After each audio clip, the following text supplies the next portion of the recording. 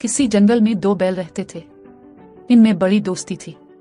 वो हर मुसीबत और आफत का मिलकर मुकाबला करते और आपस में इत्तेफाक और मोहब्बत से रहा करते थे। एक बार शेर ने उन पर हमला कर दिया, मगर दोनों ने मिलकर उसे ऐसा मारा कि शेर को दम दबाकर भागना पड़ा। इसके बाद फिर किसी दुश्मन को हिम्मत न हुई कि उनकी तरफ आंख उठाकर भी देखे। इसी जंगल में एक लुमड़ी भी रहा करती थी, जो बड़ी मक्कार और चालाक थी। इससे बैलों की यह दोस्ती और मोहब्बत एक आंख न भाती थी। वो हमेशा इस टोह में रहती कि मौका मिले तो दोनों में फूट डाले।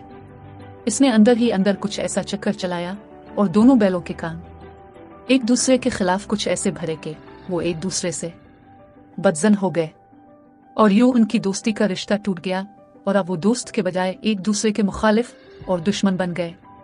लुमड़ी अपने मकसद में कामयाब हो गई। बैलों की इस नाइतफाकी का इल्म किसी तरह शेर को भी हो गया, चुनांचे उसने अपनी शिकस्त का बदला लेने की ठानी। एक दिन मौका पाकर वो शेर उधरा निकला। उसने आते ही एक बैल पर हमला कर दिया। दूसरा बैल अपने साथी को बचाने के लिए बिल्कुल आगे न बढ़ा। शेर ने इसके टुकड़े किए और खा गया। दूसरा बैल अपने साबिका दोस्त की बर्बादी पर दिल ही दिल में खूब राजी हो रहा था। कहीं से हाथी का गुजर हुआ तो बैल से इसकी खुशी की वजह पूछी।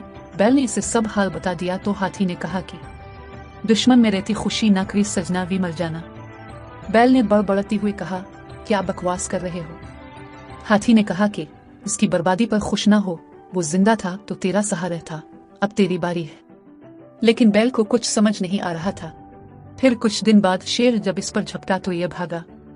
इस वक्त इसके कानों में हाथी के अल्फाज गूंज रहे थे, वो जिंदा था तो तेरा सहारा था, अब तेरी बारी है। पर अब पछताने से क्या हासिल, आखिर शेर ने जल्द ही इसे भी चीर फाड़ कर रख दिया। इस तरह दोनों बैल अपनी नाइतफाकी के बाइस हलाक हो गए।